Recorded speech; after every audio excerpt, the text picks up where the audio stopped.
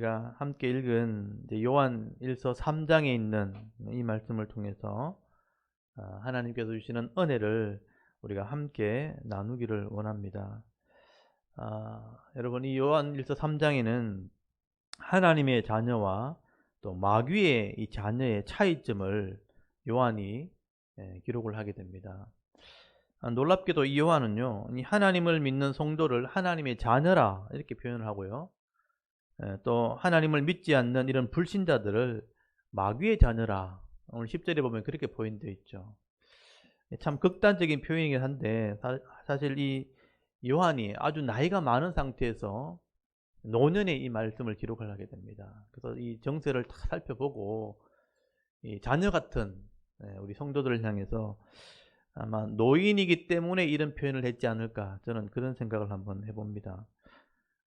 여러분, 이 사도 요한은요, 하나님께서 이미 죄인들을 구원할 계획을 다 세우셨고요, 또 예수님을 통해서 죄값을 지불함으로 이 법적으로 이 구원을 이루셨고, 또한 성령을 각 사람에게 부어주심으로 누구든지 이 하나님의 구원을 믿게 되면 구원하게 된다는, 이 구원을 완성했다라고 설명을 하게 됩니다. 여러분, 제가 했던 말을 잘 들어보시면 하나님은 구원의 계획을 세우시고 예수님은 실제 역사 속에 오셔서 법적으로 이 죄값을 지불해서 구원을 이루셨고, 역사의 한 시점에서, 그리고 현재 시점에서 성령을 각 사람에게 부어주시는 거예요. 그래서 이것을 알게 하고 믿게 해서 구원을 완성해 내시는 분이다. 이걸 이제 삼위일체 신론의 구원론이라고 말합니다. 좀 어려운 말이지만 우리가 믿는 하나님은 삼위가 계시는 하나님이 계획하시고 이루시고 성취하시는, 그래서 구원을 해내시는 하나님이다. 신학적으로 요한은 그 삼위일체 신론을 지금 설명을 하게 됩니다. 그리고 이 요한은 이런 구원 계획 전체를 표현할 때 한마디로 그냥 표현을 해요. 하나님의 사랑이다, 이렇게 표현합니다. 이게 요한의 독특한 표현 방식이에요. 여러분, 이 학문을 연구했던 사도 바울 같은 경우는 이 하나님의 구원 계획을 하나님의 구원 경륜이라는 표현을 쓰거든요.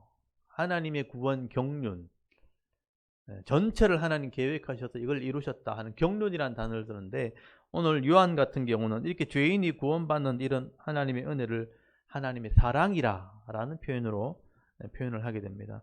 그래서 이 요한이 말하는 오늘 이 본문에 계속 표현되는 말 중에 사랑이라는 표현은요, 그냥 단순한 말이 아니라는 거예요. 이 안에 예수님의 이 속죄가 포함되어 있고 성령의 은혜가 포함되어 있는 겁니다. 그래서 우리가 이걸 먼저 기억을 하셔야 돼요. 요한의 학문 중에 요한의 이걸 요한의 그 서신, 요한이 기록한 서신을 요한의 학문이라고 표현합니다. 그래서 누가가 기록한 것을 누가의 학문이라고 표현하고, 바울이 기록한 것을 바울의 학문이라고 표현하는데, 요한이 기록한 게 요한 복음이 있고요, 그 다음에 요한 1, 2, 3서가 있고 요한 계시록이 있는 거예요. 이 안에 독특한 표현이 사랑이라는 표현이에요. 아가페라는 사랑을 표현하고 있지만 이 요한이 표현하는 이 사랑이라는 표현에는 하나님이 구원 계획이 들었다는 거예요. 그래서 오늘 요한일서 3장 1절에 보시면요, 우리가 이런 하나님의 사랑을 알고 이 하나님의 구원 계획과 또 예수님 이 속죄와 이 성령의 은혜를 다 이렇게 이해를 한다면, 이 삼위일체 하나님이 나를 구원하셨다는 것을 믿는다면 하나님의 자녀가 된다라는 표현을 하게 됩니다. 여러분, 요한일서 3장 1절 2절 먼저 우리 앞에 한번 보십시오. 거기 보시면, 보라, 아버지께서, 이 하나님을 아버지라고 표현하셨죠. 아버지께서 어떠한 사랑을 우리에게 베푸사, 여기 사랑이라는 표현을 썼죠. 이게 구원 계획이라는 거죠. 이런 사랑을 베푸사 하나님의 자녀라 일컬음을 받게 하셨는가. 우리가 그러하다, 이건 강조이죠. 그러므로 세상이 우리를 알지 못하면 그를 알지 못함이라. 이런 구원 계획을 알지 못하기 때문이라. 사랑하는 자들아, 우리가 지금은 하나님의 자녀라, 이렇게 표현을 하게 됩니다. 여러분, 2절에 이 사랑하는 자들아, 우리가 지금은 하나님의 자녀라. 여러분, 하나님의 이 자녀는요, 아버지께서, 이 하나님께서 어떠한 사랑을 우리에게 베푸셨는지를 아는 사람이라는 표현이 있어요. 아는 사람이라. 기노스코라는 말은 속속들이 안다, 이런 뜻이거든요. 아내가 또 남편과의 사이에서 서로 안다, 모든 것을 다 안다 이런 표현이거든요. 그래서 하나님께서 어떠한 사랑을 우리에게 베푸신지를 아는 사람이 바로 하나님의 자녀가 되는 거다. 하나님께서 이 구원을 계획하신 것을 이해하고 예수 그리스도께서 십자가에서 속죄한 것을 믿고 또 성령을 통해서 처음부터 주신 이 말씀을 깨닫고 순종하는 자가 있다면 지금 이 사람은 하나님의 자녀가 되는 겁니다. 원래는 죄와 죽음에 매여 있는 죄의 종이었고 또 마귀의 종이었지만 이제는 하나님의 자녀가 되었고 하나님께 속한 자가 되었다. 이렇게 표현을 쓰죠. 오늘 집사님 기도할 때 이런 표현을 썼어요. 원래는 우리가 죄인이었는데 이런 표현을 쓰시더라고요. 이게 요한의 표현대로 맞는 거죠. 원래는 죄의 종이었는데 죄의 자녀였다. 이런 마귀의 자녀였는데 이제는 하나님의 자녀가 됐다. 그래서 요한은 이런 하나님의 자녀가 된 자들은요.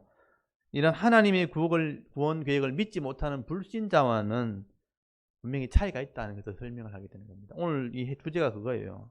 이 하나님의 자녀와 불신자의 차이가 있다. 그 가장 큰 차이가 뭐냐? 죄에 대한 삶의 자세가 다르다라고 말씀을 하게 됩니다. 이런 불신자들은요, 하나님을 알지 못하고요, 말씀도 알지 못하기 때문에 세상을 살게 되면 늘 죄를 짓는 삶을 살게 된다고 말씀을 합니다. 이것을 하나님 말씀, 이 하나님 법에 이렇게 비춰보면 불법이 된다. 불법이라는 표현을 쓰게 됩니다. 그래서 4절 말씀을 보시면요. 죄를 짓는 자마다 불법을 행하나니 죄는 불법이니라. 이런 표현을 쓰죠. 여러분 이 죄라는 것은 여러분 많이 들어보셨을 거예요. 하말티아라는 말이에요. 관역에서 벗어난다. 어떤 기준에서 벗어난다.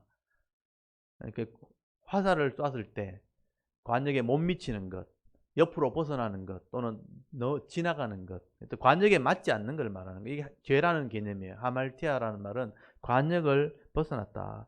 그리고 이게 불법이라는 단어는 아노모스, 노모스란 말이 율법이라는 뜻이거든요. 거기 부정어 아가 붙으면 율법이 아닌 것 이런 뜻이에요. 그래서 이제 이 성경이 말하는 죄라는 것은 하나님 율법에서 벗어난 것. 이 결국 죄라는 것도 관역에서 벗어나는 거고, 이 불법이라는 것도 하나님 법이 아닌 것 이런 뜻이니까 합치면 율법에서 벗어난 것이 죄라는 것이죠. 그런데 왜 이 불신자들은 이런 죄를 지을 수밖에 없는가? 왜 이 법에서 하나님 법에서 자꾸 벗어날 수밖에 없는가? 결국 요한은요, 이게 영혼의 문제라는 것을 설명을 하게 됩니다. 여러분, 영혼을 지배하고 다스리는 자가 바로 마귀이기 때문에 결국은 법을 자꾸 벗어나게 되는 것이다 라고 표현을 하게 되는 거죠. 이런 8절 한번 보십시오. 죄를 짓는 자마다 마귀에게 속하나니 마귀는 처음부터 범죄함이라. 하나님의 아들이 나타나신 것, 하나님의 아들 예수님이죠. 예수님이 역사 가운데 나타나신 것은 마귀의 일을 멸하려 하심이라. 이거는 쉬운 말 같은데요. 사실은 굉장히 정리를 잘 돼 있는 말이에요. 창세기부터 전체를 다 정리했는 말이죠. 지금 내가 죄를 짓고 있다는 것은요, 마귀에게 속해 있는 자다. 그러니까 마귀의 지배 안에 있는 자다. 라는 말을 하게 되는 겁니다. 여러분, 이 마귀는 원래부터, 그러니까 죄를 짓는 자였다. 이 마귀, 원래, 마귀론이라는 게 이 성경에 없거든요. 그러니까 이 기독교 안에 마귀론이라는 게 없어요. 여러분이 말씀을 통해서 이해하셔야 되는데, 이 마귀는 원래는 천사였죠. 제가 창세기 할 때 이것을 말씀을 드렸습니다. 원래는 천사였고 천사장이었습니다. 그런데 하나님이 위치에 올라가려고 하나님을 대적하다가 악한 존재가 되어버린 거예요. 그래서 하나님이 이 천사장의 이름을 마귀 또는 사탄이라는 이름으로 바꿔버립니다. 마귀, 사탄, 디오볼로스, 사타누스, 이거는 뭐냐 하면 대적자, 파괴자 또는 이렇게 고발하는 자, 참소자 이런 거예요. 이런 의미입니다. 그래서 이 원래는 천사였지만 하나님을 대적하다가 악이란 존재가 된 거예요. 이게 창조 이전에 있었던 일이에요. 아담 창조 이전에 있었던 일입니다. 그게 성경에 드러나 있습니다. 절대적인 선만 있는 곳에 이 악이란 것이 함께 존재하는 상태에서 아담과 하와가 창조가 된 겁니다. 근데 이 마귀가 하나님의 은혜와 복을 다 받아서 누리는 이 아담을 볼 때, 복을 받아 누리는 이 아담을 볼 때 시기가 난 거죠. 자기는 지옥에 들어갈 존재인데 하나님 복이 아담과 하와에게 다 넘어왔을 때, 그래서 아담과 하와를 유혹해서 하나님을 대적하게 만든 겁니다. 여러분, 이 선악을 알게 하는 나무를 먹지 않는 것으로 모든 걸 다 받았거든요. 하나님이 모든 걸 다 주는 조건이 뭐냐 했냐면, 동산의 모든 것을 다 창조하시고 아담에게 다 맡기셨는데 조건이 뭐냐? 아담은 해놓은 게 아무것도 없잖아요. 선악을 알게 하는 나무의 열매를 먹지 않는 것이 조건이었어요. 그게 계약이었단 말이에요. 그래서 그 계약을 어기게 만들어서 하나님처럼 되게 하는 유혹을 한 거죠. 사탄이 유혹한 게 뭡니까? 선악을 알게 하는 나무 열매를 먹으면 하나님처럼 된다는 거예요. 그러니까 하나님 모든 것을 다 줬는데, 하나님이 위치 하나만 딱 남겨놓고 다 줬는데 아담은 그 하나님 위치만큼 욕심을 낸 거예요.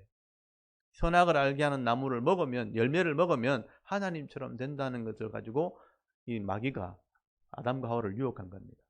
그래서 그것을 어기게, 죄를 어기게 만들어서 이 선악을 알게 하는 나무를 먹게 만들므로 통해서 법대로 하나님 법에 의해서 심판을 받는 거죠. 먹으면 반드시 죽는 존재가 되어버린 거예요. 그래서 죽음 아래 들어간 거죠. 그 죄의 종이 되어서 죽음 아래 들어가는 존재가 되게 한 것입니다. 그래서 하나님께서는 이 죽음 아래 죄의 종이 된 이 사탄에게 매여 있는 이 아담과 하와를 구원하고 싶은 게 하나님 마음이었다. 그게 사랑이었어요. 그래서 구원할 계획을 세우셨고, 그 하나님의 구원의 계획을 역사 가운데 실현하신 거예요. 그리고 성경 말씀에 기록한 겁니다. 그래서 하나님 구원 계획은 역사 속에 기록되어 있고 성경에 기록되어 있는 겁니다. 그리고 중요한 것은요, 이 하나님의 구원 계획을 믿는 자와 믿지 않는 자를 하나님 가려내야 되잖아요. 그래서 하나님께서 이 믿는 자와 믿지 않는 자를 가려내기 위해서 이 악한 존재 마귀를 마지막에 사용을 하신 거죠. 이게 참 중요한 것입니다. 이게 놀라운 하나님의 섭리 중에 하나인데요. 마귀는 원래 하나님을 대적하다가 영원히 심판받는 존재가 된 거죠. 지옥에 들어가, 이렇게 음부라는 곳, 영원히 불타는 지옥에 들어갈 존재로 하나님께서 심판하셨는데, 그냥 이 땅에 그냥 남겨두신 이유가 하나 있어요. 굳이 이 땅에 남겨줘서 사명을 줬다면 이 하나님의 구원 계획을 믿는 자와 믿지 않는 자가 있을 때 믿지 않는 자를 유혹해가지고 심판하게 만드는 도구로 써진 거예요. 잘 생각해 보십시오. 마귀가 왜 존재하는가? 원래 심판받을 존재인데 왜 그냥 놔뒀는가? 하나님이 구원 계획을 다 써주셨는데, 계획을 이루셨는데, 이걸 믿는 자는 구원받겠지만 믿지 않는 자가 있잖아요. 이걸 어떻게 가려내는가? 마귀를 통해서 가려내는 거예요.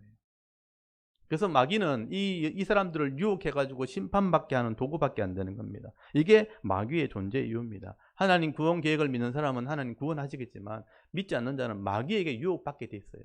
안 믿으니까 그렇다는 거예요. 안 믿으니까 결국은 마귀의 유혹을 받아서 그 증거로 심판을 받게 되는 것입니다. 그래서 마귀의 존재의 가치는 뭐냐 하면 불신자를 가려내는 도구밖에 안 되는 거예요. 한번 잘 생각해 보십시오. 하나님 그래서 이 땅에 남겨주신 거예요. 그걸 성경에 두 군데 기록해 놨어요. 신명기서에 한 번 기록했고 데살로니가 후서에 하나 기록하는 거예요. 저 이 성경을 보면서 마귀의 존재 이유를 알게 된 거예요. 하나님 마귀를 왜 그냥 내버려 두셨을까? 불신자를 가려내는 도구밖에 안 돼요. 제가 한번 찾아드릴까요? 요한 데살로니가 후서 3장을 한번 펴보십시오. 이걸 성도들이 잘 몰라요. 마귀의 존재 이유가 뭔지. 우리가 두려워할 이유도 없고 겁낼 이유도 없는 게 바로 이겁니다. 귀신도 마찬가지고 마귀도 마찬가지고, 마귀의 쫄개가 바로 귀신이죠. 여러분 데살로니가 후서 3장을 한번 펴보십시오.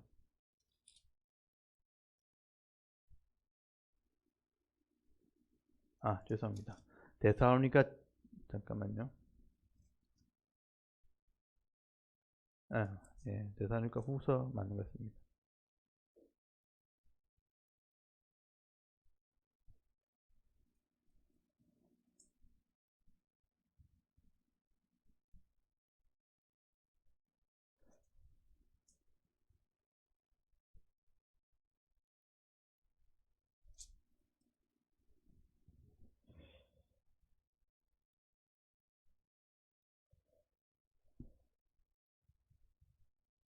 데살로니가 후서 2장 9절입니다. 죄송합니다. 2장 9절 한번 찾아보십시오. 마지막 때가 되면 적그리스도가 나타나게 되고, 이 적그리스도가 나타나는 이유가 뭐냐 이렇게 설명을 하는데 2장 9절에서 12절까지 한번 읽어볼까요? 2장 9절에서 데살로니가후서 2장 9절에서 12절까지 우리 한번 읽어봅니다. 시작. 악한 자의 나타남은 사탄의 활동을 따라 모든 능력과 표적과 거짓 기적과 불의의 모든 속임으로 멸망하는 자들에게 있으리니 이는 그들이 진리의 사랑을 받지 아니하여 구원함을 받지 못함이라. 이러므로 하나님이 미혹의 역사를 그들에게 보내사 거짓 것을 믿게 하심은 진리를 믿지 않고 불의를 좋아하는 모든 자들로 하여금 심판을 받게 하려 하심이라. 아멘. 이게 이해되십니까? 성경을 모르고 읽으면 이게 무슨 말인지 몰라요. 근데 마지막에 적그리스도 2장 1절 보면 주의 강림을, 마지막 주의 재림에 대한 얘기를 하면서 적그리스도가 나타난다고 얘기하는데 그게 악한 자거든요. 9절을 보시면 악한 자가 나타나는 이유는 사탄의 활동을 따라 모든 능력과 표적과 거짓을 행합니다. 사탄을 통해서 기적을 행하는 게 마지막에 이 적그리스도가 하는 일입니다. 그래서 진리를 못 믿게 하는 거예요. 그래서 10절에 불의의 모든 속임으로 멸망하는 자들에게 있으리니, 그러니까 멸망하는 자는 뭐냐, 불신자를 말하는 거죠. 이는 그들이 진리의 사랑을 받지 아니하여 구원을 받지 못함이라. 불신자는 진리를 믿지 않으니까, 성경을 믿지 않으니까 구원받지 못해요. 그래서 11절에 이러므로 하나님의 미혹의 역사를 그들에게 보내사 거짓을 믿게 하시면, 거짓 것을 따르게 하신 이유가 뭐냐? 진리를 믿지 않고 불의를 좋아하는 모든 자, 불신자들로 하여금 심판을 받게 하십니다. 심판하려고 불의를 믿도록 하신다. 사탄의 기적을 믿게 하신다. 사탄이 이용 목적이 뭐냐? 헛된 기적을 일으켜가지고 진리를 못 믿게 해서 유혹하는 역할이에요. 하나님 그걸 내버려 둔다는 거죠. 그래서 결국은 마지막에 이들을 골라내서 심판하기 위해서다. 사탄은 원래부터 심판받을 존재였단 말이에요. 이제 이해가 되십니까? 이게 사탄의 유용 가치라고 설명하는 것이죠. 이게 원고에 없던 거지만 제가 일부러 찾아서 읽어드렸습니다. 이게 구약에도 한번 나오고 신약에 한번, 마귀의 존재 가치를 두 군데밖에 설명 안 해놨어요. 보통 성도들은 이걸 잘 몰라요. 그래서 마귀의 존재 이유를 뭔지를 잘 아셔야 되는 것이죠. 마귀는 불신자를 가려낸 도구다, 그렇게 이해하시면 됩니다.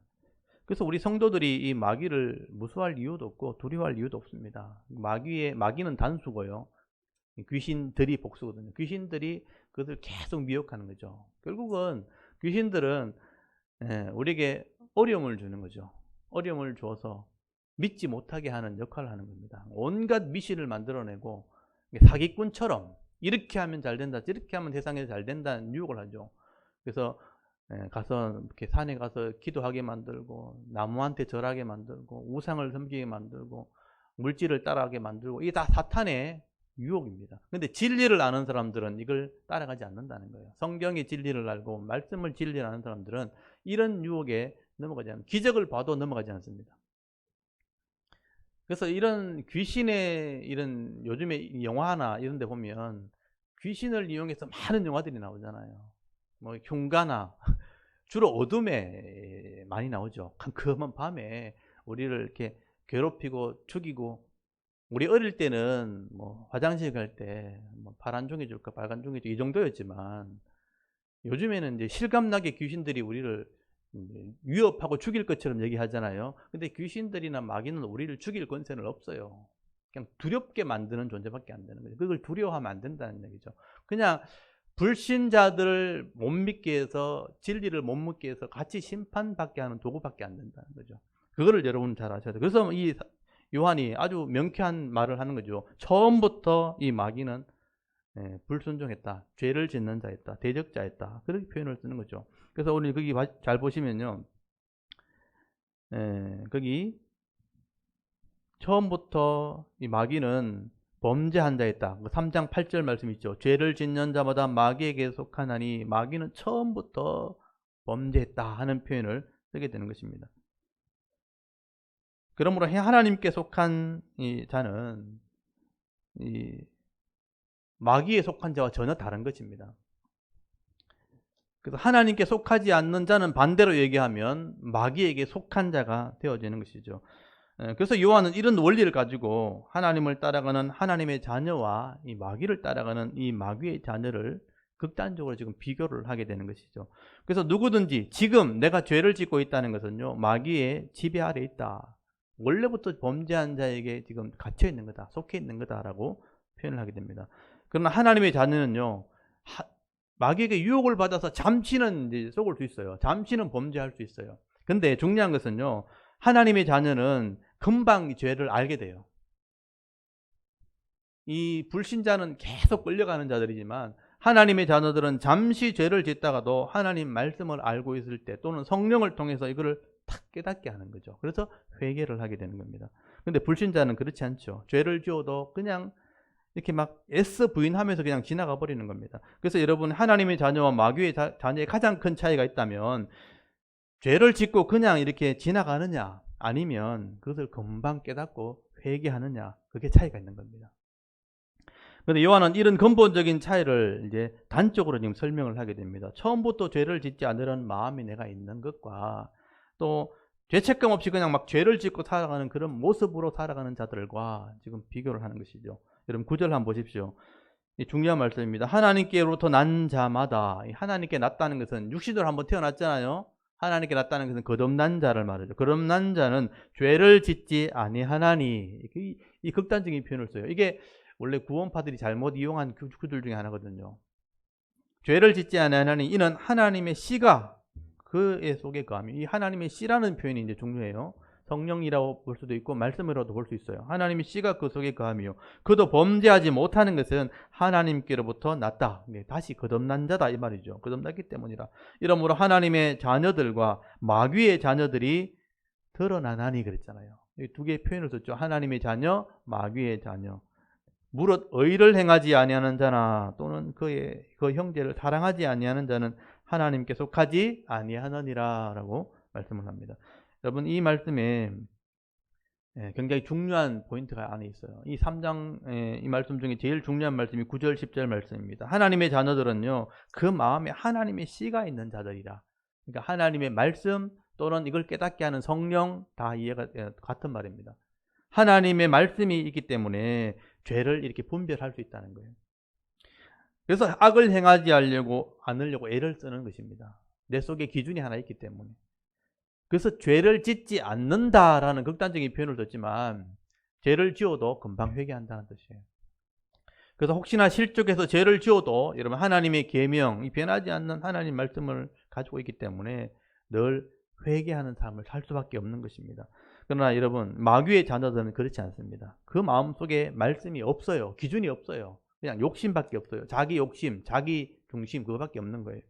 그렇기 때문에 의를 행하지도 않고요, 형제와 이웃을 사랑하지 않으니까 반대로 얘기하면 자꾸 미워하는 삶을 살게 되는 겁니다. 그리고 자기 중심적, 자기 판단을 따라가는 그런 삶을 살게 되는 거죠.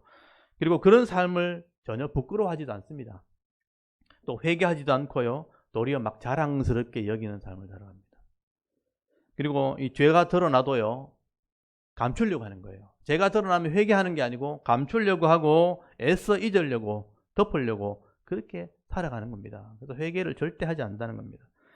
그러므로 우리가 이 하나님의 자녀는 것을 확인하는 증거가 있다면 내가 하나님의 자녀를 어떻게 아는가, 그 삶 속에 일단 의를 행하려는 마음이 있는가, 그걸 자꾸 행하려고 하는 의지가 있는가, 또 사랑하는 삶을 살려고 하는가, 이게 사랑이 말씀의 핵심이거든요. 사랑하려는 삶을 살려고 하는가, 또 잘못했을 때 회개하려는 마음이 있는가, 이걸 잘 보시면 돼요.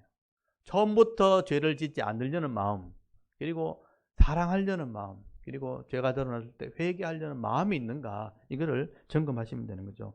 그래서 여러분 11절 말씀 보시면요, 우리는 서로 사랑할지니 이는 너희가 처음부터 들은 말씀이라. 이게 구약의 말씀이라서 처음부터 하나님 주신 계명이란 말씀입니다.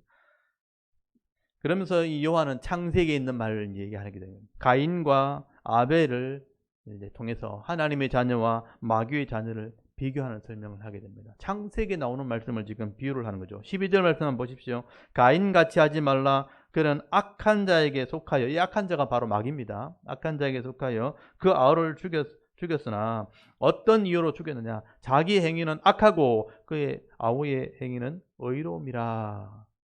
이렇게 말씀을 합니다. 여러분, 이 말은요, 아담이 처음 출생한 아들이 가인이지요. 가인은 마귀에게 속한 자였다. 또 아벨은 하나님께 속한 자였다. 그렇게 설명을 합니다. 여러분, 가인이 아담 이후에 처음 태어났을 때, 원래 아담이 범죄했을 때 하나님이 그랬잖아요. 너의 여자에도 후손이 나오게 될 거다. 그리고 사탄에게도 후손이 나오게 될 거다. 후손이라는 얘기를 하게 돼요. 그래서 아담에게도 여자의 후손이 나와가지고 뱀의 머리를 상하게 되는 일이 있는데, 그게 결국 여자의 후손이 예수 그리스도를 말하거든요. 계속 후손이 나오니까. 예수 그리스도가 이 뱀의 머리를 상한다. 뱀은 머리가 상하면 죽는다는 개념이에요. 심판한다는 개념이에요. 그래서 이제 여자의 후손이 나오면 뱀의 머리를 심판한다, 상하게 한다고 했기 때문에 마귀의 입장에서는 아담이 범죄하면 바로 죽을 줄 알았어요. 근데 후손이 나온다는 얘기를 딱 들었기 때문에 마귀가 제일 먼저 나오는 게 누군지 보고 있는 거예요. 제일 먼저 나온 게 누구냐면 가인이었어요. 그래서 가인이 자기 머리를 상하게 하는 존재라고 생각한 거예요.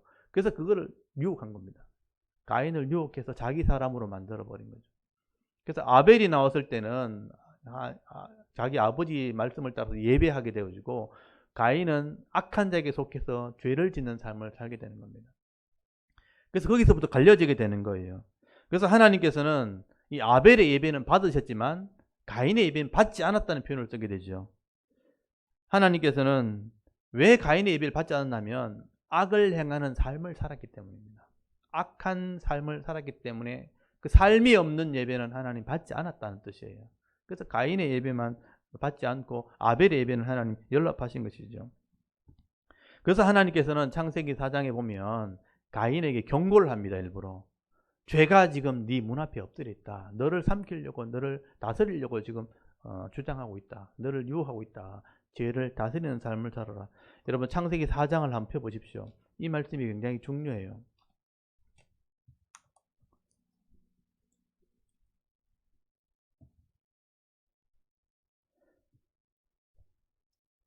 창세기 4장 5절 한번 보십시오. 창세기도 이걸 간략하게 기록했기 때문에 이 의미를 알고 보셔야 됩니다. 창세기 4장 5절에 보면 아벨의 예배가 연락되고 가인의 예배가 연락되지 않을 때 가인이 굉장히 불편해하면서 안색이 변했다고 되어 있죠. 4장 5절에서 7절까지 한번 읽어볼게요. 5절부터 7절까지 읽겠습니다. 시작. 가인과 그의 제물은 받지 아니하신지라. 가인이 몹시 분하여 안색이 변하니 여호와께서 가인에게 이르시되 네가 분하여함은 어찌 됨이며 안색이 변함은 어찌 됨이냐. 네가 선을 행하면 어찌 낯을 들지 못하겠느냐. 선을 행하지 아니하면 죄가 문에 엎드려 있느니라. 죄가 너를 원하나 너는 죄를 다스릴지니라. 아멘. 여기 보면 예배가 연락되지 않으면 하나님께 가서 얘기해야 되죠. 근데 안색이 변했다고 되어 있고 화가 났다는, 분이 났다는 표현을 쓰죠. 그리고 아벨을 시기하게 되고 아벨을 자꾸 미워했다는, 사랑하지 않고 미워하게 되는 거죠. 그래서 하나님이 경고하시죠. 네가 안색이 변하는 어찌니고 분을 내면 어찌함이냐. 네가 선을 행했다면, 여기 선이라는 것을 의로 바꾸면 의를 행했다면 그러면 안 되는 거지. 네가 악을 행했기 때문에, 악을 하려고 하기 때문에 지금 죄가 지금 네 앞에 엎드려 있다. 엎드려 있다는 말은 뭐냐면 삼키려고 한다는 뜻이에요. 이 웅크르고 있다는 뜻이거든요. 짐승이 자기 먹이를 사냥할 때 너를 싹 삼키려고 하는 것처럼 너를 지배하려고 하고 있다. 그러니까 죄가 너를 원한다, 이런 표현으로 죄가 너를 원하는데 너는 죄를 다스려야 된다, 이겨야 된다라는 경고를 하게 되는 거예요. 근데 바로 뒤에 보면 이걸 무시하고 분을 따라가서 자기 동생을 쳐 죽였다, 이렇게 표현돼요. 살인했다라는 표현을 쓰게 되는 것입니다. 결국 이 가인은요, 죄에게 지배를 당했다는 뜻을 지금 하고, 죄가 바로 그 당시는 마귀를 말하는 것입니다. 마귀에 속해버렸다. 악을 행하는 자가 살다가 돌이킬 수 있는 기회가 왔음에도 불구하고 그냥 속해버렸다. 그래서 이제 미워하는 정도가 아니고 살인까지 해버렸다. 사람을, 생명을 죽였다. 최초의 살인자가 가인이죠. 그러니까 뱀의 길을 따라갔다는 것은 마귀의 길을 따라가는 최초의 사람이 되었다. 그래서 의를 행하지 못했고 또 사랑하지 못했고, 결국 사랑하지 못하는 결과로 사람을 죽여버리는 살인까지 하는 삶을 살게 됐다. 그때는 실제로 죽였지만 우리가 똑같은 삶을 살게 되는 거죠. 유혹을 받게 되어지고 의의를 행하지 못하게 되어지면 실제로 죽이든 말로 죽이든 환경으로 죽이든 사람을 죽이는 삶을 살 수밖에 없게 되는 것입니다. 그래서 불신자들은요, 이런 미워하는 삶, 의의를 행하지 않는 삶을 살다 보니까 성도들의 삶을 그렇게 좋게 여기지 않는 거죠. 반대하는 삶을 살게 되는 것입니다. 근본적으로 그 영혼이 마귀에게 속해 있었다. 마귀에게 속해 마귀를 따르는 자가 되었다. 그래서 하나님의 자녀, 이 반대말로 마귀의 자녀라는 표현을 쓰게 되는 거예요. 속해버렸다는 것을 자녀라는 표현을 쓰게 되는 겁니다. 그러나 성도들은 그렇지 않죠. 이 거듭났다는 게 뭐냐면 말씀과 성령으로 다시 태어났다는 뜻이에요. 말씀과 성령으로 거듭났기 때문에 이제 하나님의 자녀가 되었고, 또 하나님 말씀이 내 속에 있고 성령께서 그것을 자꾸 깨닫게 하시기 때문에 내가 완전하진 않아요. 그렇지만 의를 향하려는 마음이 있는 거예요. 말씀대로 가려는 마음이 항상 있다는 것이죠. 그래서 사랑하는 삶을 살 수밖에 없는 것입니다. 그래서 오늘 3장 16절, 요한일서 3장 16절을 보시면요, 그가 우리를 위하여 목숨을 버렸다. 예수님께서 사람들을 사랑하시기 위해 죽기까지 사랑하신 것처럼 우리 성도들도 이 땅에 있는 동안 죽기까지 사랑하는 것이 마땅하다. 예수님처럼 살아가는 것이 마땅하다. 이런 표현을 쓰게 됩니다. 그런데 여러분, 사랑한다 하면서 이 땅의 물질 때문에 그걸 가지고 선을 행하지 못한다면, 가난한 자를 위해서 돕지 못하고 말로만 한다면 그게 진짜 깨달은 것일까? 말로만 하는 건 잘못된 것이죠. 그래서 18절 말씀 잘 보시면요, 자녀들아 우리가 말과 혀로만 사랑하지 말고 행함과 진실함으로 하자, 그런 말을 하게 된 것입니다. 그래서 이런 마귀의 자녀의 삶과 하나님의 자녀의 삶, 극단적인 표현을 듣지만 다르다, 구별할 수 있다는 말을 하게 되는 거죠. 그런데 중요한 게 한 가지 있어요. 우리가 하나님의 자녀가 되었고 말로만 하는 것이 아니고 행함과 진실함으로 이렇게 사랑하지만 완벽하게 살지를 못하죠. 때로는 실수하기도 하고 때로는 욕심 때문에 넘어지기도 한다는 거죠. 그렇지만 불신자와 다른 것이 뭐냐 하면 하나님의 책망을 딱 받는 순간에 회개하는 삶을 살아가는 거죠. 그래서 말씀대로 행할 때, 우리가 또 회개하는 삶을 살 때 하나님께서 우리의 기도를 들으시는 은혜가 있다 하는 것을 설명하게 됩니다. 여러분 19절 20절 한번 잘 보십시오. 이거는 보너스 같은 거죠. 19절 20절 말씀 보시면, 이로써 우리가 진리에 속한 줄을 알고 또 우리 마음을 주 앞에서 굳세게 하리니, 이는 왜냐하면 우리 마음이 혹 우리를 책망할 일이 있어도 하나님은 우리 마음보다 크시고 모든 것을 아시기 때문이라. 말이 좀 어렵게 번역이 되는데요, 이 말 잘 보시면 우리가 스스로 내가 생각해봐도 책망할 일이 내가 있다, 내가 나를 돌아봐도 책망할 일이 있다. 여러분도 그렇죠? 여러분 자기를 돌아봐도 허물이 있죠? 책망할 일이 있죠? 근데 우리 마음보다 더 크신 하나님께서 이것을 다 아시고 우리를 책망하신다. 우리 죄를 알고 우리의 부족한 것을 알기 때문에 알려주신다라는 뜻이에요. 번역이 좀 어렵게 됐어요. 우리가 스스로 봐도 책망할 것이 있는데 하나님은 우리 마음보다 크시고 모든 것을 아시기 때문이라. 이 표현이 뭐냐 하면, 우리가 봐도 책망할 일이 있는데 하나님 다 아시기 때문에 책망을 하고 알려주신다. 우리의 허물을 늘 알려주신다. 그래서 우리가 회개하는 삶을 살게 하신다라고 말씀을 하게 됩니다. 여러분, 우리가 하나님의 책망을 들었을 때 이렇게 회개하기도 하고 또 하나님 말씀대로 순종하는 삶을 살게 되어지면 하나님이 우리의 기도를 들으시는 겁니다. 보통 우리가 말씀대로 순종해야 기도하면 응답받는다고 얘기하죠. 그게 정석이고요. 우리가 실수하고 허물이 있을 때 회개하고 기도하면 하나님께서 우리 기도를 들으시는 겁니다. 그래서 여러분 21절 22절 한번 잘 보십시오. 사랑하는 자들아, 만일 우리 마음이 우리를 책망할 것이 없으면, 여기 잘 줄을 쳐놓으시고, 우리가 책망할 것이 없다는 말은 완벽해진다는 뜻이 아니고요, 책망할 것이 있어도 회개하면, 이런 뜻이에요. 아까 앞에 말과 연결해 보면 우리 마음이 우리를 책망할 것이 없으면, 일단 말은 회개한다면 하나님 앞에 담대함을 얻고 무엇이든지 구하는 바를 그에게 받나니, 기도 응답이죠. 이는 왜냐하면 우리가 그의 계명을 지키고 그 앞에서 기뻐하는 것을 행함이라.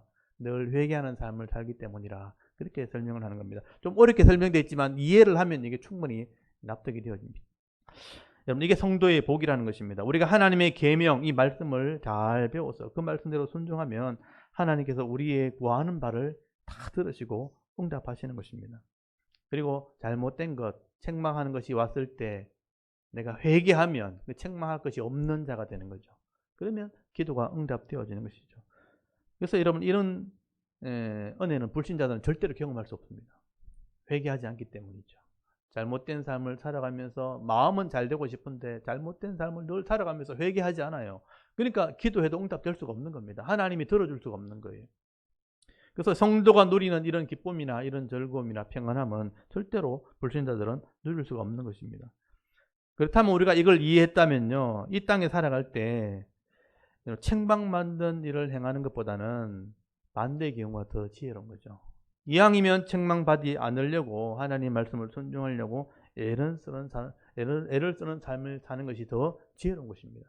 그리고 실수하더라도 늘 회개하는 삶을 살게 되는 겁니다. 그래서 여러분 23절 말씀을 잘 보시면 그의 계명이 뭐냐? 그의 계명은 이것이니 곧 그 아들 예수 그리스도 이름을 믿고 그가 우리에게 주신 계명대로 서로 사랑할 것이니라. 믿고 사랑하는 것이라. 그의 계명을 지키는 자는 주 안에 거하고 주는 그의 안에 거하나니. 요한이 주로 잘 쓰는 표현.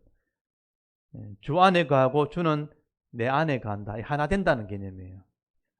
말씀이 내 속에 들어와서 행해지기 때문에 말씀과 하나 된다 이런 개념이죠. 우리에게 주신 성령으로 말미암아 그가 우리 안에 거하신 줄을 우리가 아느니라. 이걸 성령이 한다는 거예요. 주님이 내 안에, 내가 주 안에, 말씀 안에 거하는 것은 성령이 그것을 깨닫게 하기 때문에 성령이 그 안에 거하는 줄을 우리가 안다. 성령이 알게 하신다. 이런 의미가 되는 것이죠. 이 말이 사실 요한이 상당히 깊은 얘기를 하고 있는 겁니다. 다시 한번 23절 보십시오. 그의 계명이 뭐냐? 그 아들 예수 그리스도를 믿는 거예요. 그리고 그가 주신 이 계명대로 서로 사랑하는 것, 실천하는 겁니다. 그 계명을 지키게 되면 어떻게 되느냐? 주 안에 거하고 주는 그 안에 거한다. 하나 되는 겁니다. 우리에게 주신 성령으로 이 성령이 그가 우리 안에 거하는 줄을 우리가 알게 한다. 성령이 우리를 그렇게 믿게 하는 것입니다. 이게 어려운 게 아니죠. 사실은요. 이해를 하면 되는 것입니다. 여러분 예수 이름을 믿고 그 계명을 따라서 사랑하는 것, 그게 성도가 해야 되죠. 그리고 그렇게 하게 되어지면 예수님이 내 안에, 또 말씀이 내 속에 거하게 되고 내 안에 예수님이 거하게 되는 것이기 때문에 하나 되게 하는 것입니다. 그리고 성령이 이것을 하기 때문에 성령이 우리의 증거가 되어주는 것이죠. 성령께서 이 모든 것을 알고 행하시는 분이기 때문에 그렇다는 겁니다. 여러분 이 요한의 말이 좀 복잡해 보이긴 하지만 사실은 우리들에게 구원이 뭔지 또 하나님의 자녀가 뭔지를 하나씩 설명을 하게 되는 것입니다. 오늘 요한일서 3장 말씀을 이렇게 보시면요, 예수를 믿고 구원받은 성도와 믿지 못하고 행하지 않는 불신자의 차이가 뭔지를 지금 하나씩 설명을 하고 있는 겁니다. 예수를 믿는 자는 하나님의 자녀가 되기 때문에 하나님의 계명을 배우게 되는 겁니다. 그리고 죄를 짓지 않으려고 이 계명을 따라 살려고 막 애를 쓰는 것입니다. 그리고 죄를 지어도 실수해도 성령께서 이것을 깨닫게 하시기 때문에 늘 회개하는 삶을 살아갑니다. 그리고 그 순종하는 삶을 살고 회개하는 삶을 살 때 기도가 응답되기 때문에 하나님 은혜와 복을 누리는 삶, 이 기쁨과 평안의 삶을 이 세상에서 살아가는 것이죠. 그러나 불신자들은요, 마귀에게 속했기 때문에 말씀대로 살 수도 없고 의를 행하지도 못하지만 형제들을 미워하기 때문에 가인처럼 이렇게 죄를 짓는 삶을 살 뿐 아니라 또는 심지어 사람을 해치는 삶을 살아갈 수밖에 없는 것입니다. 그게 이 본질이 되는 것입니다. 여러분 오늘 여러분이 교회 안에 지금 앉아 계시지만 이 말씀을 묵상하시면서 나는 정말 하나님의 자녀인가 하는 것을 이 말씀을 한번 비춰서 한번 확인해 보시기 바랍니다. 나는 어떤 삶을 살아가고 있는가? 이 말씀을 하나씩 묵상해 보면 여러분 스스로를 점검할 수 있습니다. 저도 이 말씀을 가지고 점검을 하는 겁니다. 이 말씀을 내가 알고 있고 행하고 있고 또 순종하고 있는가? 완벽하게 되자는 얘기가 아니에요. 이런 삶을 살아가고 애를 쓰고 있는가? 그리고 성령을 통해서 회개하는 삶을 살아가고 있는가? 그렇게 할 때 우리의 기도가 또는 우리의 신음소리가 또는 우리의 그냥 묵상하는 것이 응답되어진다고 말씀을 하게 되는 겁니다. 이게 성도의 복이라는 것입니다. 오늘 저와 여러분들 원래는 마귀의 자녀였습니다. 하나님 말씀을 전혀 몰랐고 그냥 욕심대로 살아가는 그런 사람들이었습니다. 근데 지금 이 예수를 믿고 오늘 말씀에 있는 것처럼 예수 그리스도를 믿고 또 하나님의 자녀가 되었다는 것을 우리가 믿었다면 여러분 지금 하나님 자녀가 된 거예요. 그러면 이 말씀과 하나님 구원 계획을 믿는 사람이 되었다면 여러분 하나님 자녀인 겁니다. 그러므로 마음으로부터 이 하나님의 자녀인 것을 믿는 것도 중요하지만 겉으로 드러나는 삶으로 얘기를 드러내야 되는 거예요. 내가 마귀의 자녀의 삶을 살아가는 것이 아니고 하나님 자녀의 삶을 살아간다는 것을 드러내야 되는 것입니다. 그래서 세상에서 구별된 삶을 살아가는 것이 바로 하나님의 자녀라고 요한은 말씀을 하게 되는 거죠.